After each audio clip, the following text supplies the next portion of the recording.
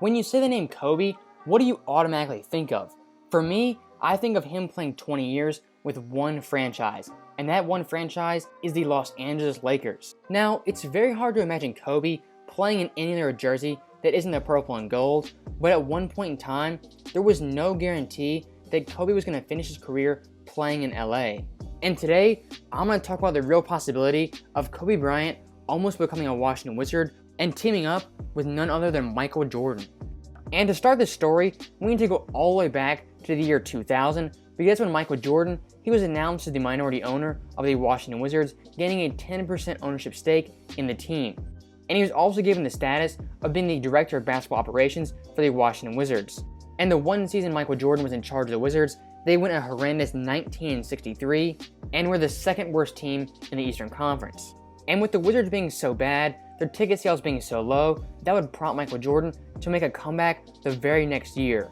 And with Jordan announcing his comeback, he was forced by the NBA to give up his 10% ownership stake because it was seen as a conflict of interest to have someone being a player on the court and having a stake in ownership, as well as being in charge of the basketball operations. But even with giving up this ownership stake, Jordan was still promised after he retired finally, he would gain this ownership status back and he would be appointed back to his old job as being the executive of basketball operations.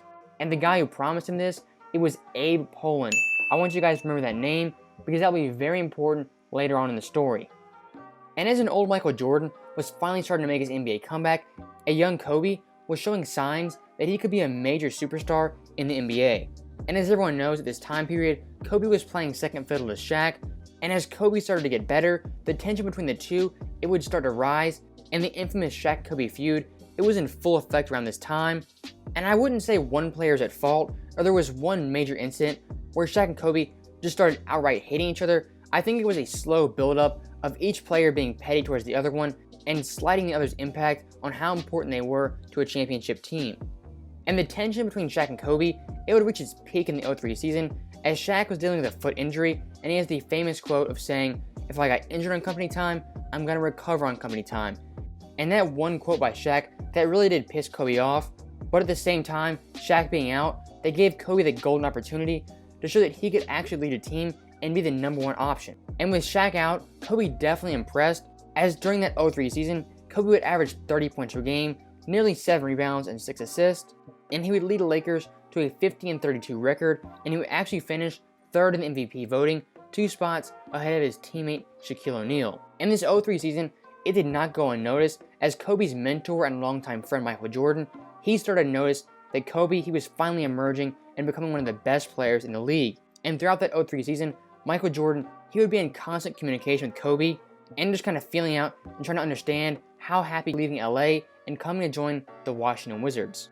And when asked in 2015 if going to the Wizards was an actual real possibility, Kobe responded with 2 simple words, quote, "That's true." And Kobe would also go on to say some pretty interesting stuff about Michael Jordan as a mentor and as a leader. Quote, "I've always been very big on having mentors, on having muses. And I've been really big on that, being around guys who have done it before and done it at a high level. And I've always tried to pick their brains and always tried to absorb their knowledge. Obviously the situation, it would have helped being around him every day, and so on." And at the time, the Wizards actually looked like a pretty realistic option, and for someone looking to get out of Shaq's shadow, I think the Wizards, they would have been a pretty good place to go. And I think there's 4 important things the Wizards could have pitched to Kobe to convince him to join their team. Number 1, obviously, he'd be getting his own team, he'd be the superstar of the Wizards, and easily the face of the franchise. And I think it definitely would have made it easier for Kobe to make the finals and even make the playoffs. And number 3, season, Michael Jordan himself, he would finally retire from the NBA.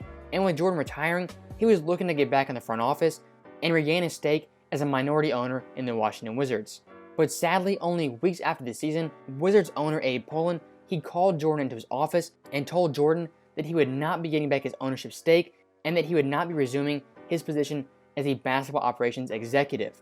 Now, if you remember earlier, Abe Pollin, he's the same guy who promised Jordan he would be getting back the ownership stake and he'd be getting back his front office position. So right there, Abe Pollin, he stabbed Jordan in the back, and Jordan himself, he definitely felt betrayed and used by not only Abe Pollin, but the entire Wizards organization. And he was quoted as saying the following, "It was well understood that when I was finished playing, I would return as president of basketball operations, and that was definitely my desire and intention. However, today, without any prior discussion with me, ownership informed me that it was unilaterally decided to change our mutual long-term understanding. I am shocked by this decision and by the callous refusal to offer me any justification for it. And after that meeting with Abe Pollin, Jordan was so furious, he stormed out of the office and he immediately hopped in his red Ferrari and he drove all the way from Washington back to Chicago, and he never spoke to Abe Pollin again. And an unnamed source said the following, quote, "When they wanted this guy to risk his legacy, they didn't say anything. They just watched while he engineered a $70 million turnaround and then let him go." So I think most of the people who weren't in Wizards management, they had felt like Jordan, he had been betrayed by the ownership. And at this time, Abe Pollin, he knew nothing about Jordan's secret recruitment of Kobe to the Wizards. And I think maybe if he did know that, he would have given Jordan his old job back. But according to reports from more unnamed sources, Abe Pollin, he was basically paranoid about Jordan usurping his power and becoming the owner of the Washington Wizards. And I think if Jordan would have found a way to somehow get back into the front office position, I think he would have had a high chance of getting Kobe to join the Wizards, because during this time period, Kobe was also thinking about joining the LA Clippers as well as Chicago Bulls. And if you look at the Clippers and Bulls at the time, I don't think they were more appealing than the Wizards, especially when you consider having Michael Jordan a mentor in the front office, and Kobe already talked about how he's very big on mentorship, and everyone knows how close Jordan and Kobe were. So I think Jordan, he definitely could have convinced Kobe to join the Wizards. And this may sound wild, but I don't think it's out of the question for Jordan to actually come back and play alongside Kobe after the Wizards had signed him. And some people may say, oh, he was way too old, he's way out of his prime. And yeah, I do think Jordan, he was way past his prime. But it's a little known fact that during the 2007 season, Jordan was actually thinking about making a comeback for the Charlotte Bobcats. And if you listen to some of those Bobcats players, they talk about how good Jordan was, even at his advanced age. And I don't think he would have passed up the opportunity to play with a young, prime Kobe Bryant.